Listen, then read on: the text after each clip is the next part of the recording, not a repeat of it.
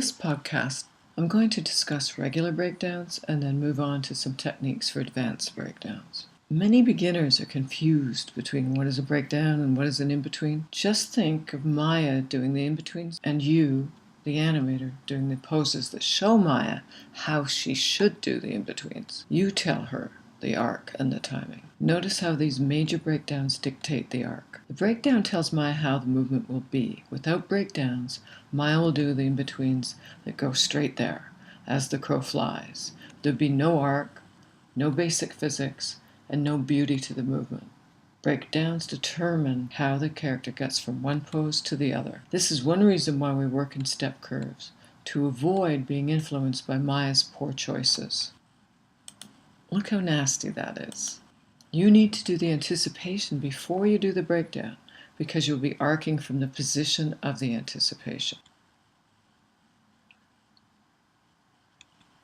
Breakdowns should also make sure that limbs and body parts are not moving in the same direction all at the same time. I call this opposites, and I find it's crucial to good animation.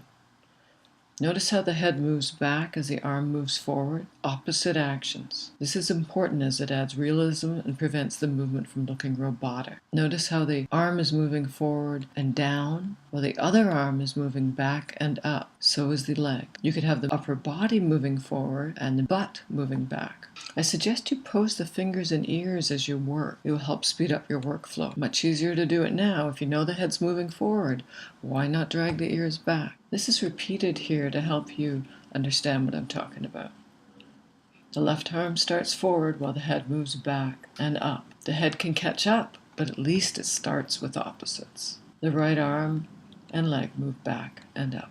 Breakdowns can also tell Maya how to get into a pose. You could be doing the boring old just slow into a pose, or you could have some body parts going past and then settling. This is important for hair and antennae and pretty obvious, but what about arms and the upper body? Notice how that arm is reaching forward to grab the mug, so it reaches forward and comes back. Here, I've grabbed the main poses and it demonstrates a little more clearly. Arms reaching past, almost anticipating really, as it comes to grab that mug. And then as it's coming back, the body's going forward past, especially the head. That creates opposites. And then to finally settle, the character is going back up and then down, which helps give the character weight for coming to a stop. Not all your actions will be so fast, but remember these overshoots can be done in gentle settles too. Here the elbow, forearm, and hand go past, but the fingers only settle. The fingers do not go past. This demonstrates that. I always work these things out in step. Makes me have stronger poses, better arcs. It's not having Maya do it for me, therefore I'm going to have snappier timing and much better arcs for sure. Your breakdowns are as important as your key poses. You gotta have good key poses before you can do your breakdown. But once you have good key poses, then you do those major breakdowns in step. Anticipation's first, of course. This is a picture of every frame once we're out of step. The distance between each drawing is the spacing. Just showing you all your in-betweens, but now look at the spacing between those drawings.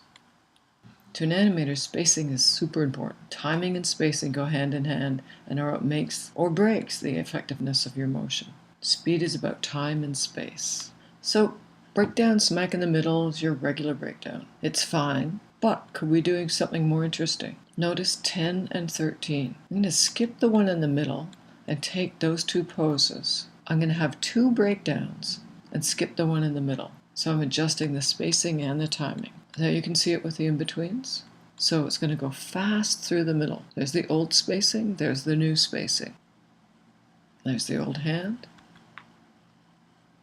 There's the new one. A little bit snappier. We call this animating on thirds. Yeah, it takes a little more work because you got to create two breakdowns instead of one. Here are two timing charts that an animator would use in traditional 2D animation. Perhaps you're still learning how to create breakdowns and you're not ready for this technique. That's fine. Everybody's at different levels. You do not have to animate on thirds. This is an advanced method that may come in handy later in your career. This example was just an arm. Imagine using this technique on the whole body. Here I've used these various breakdown techniques.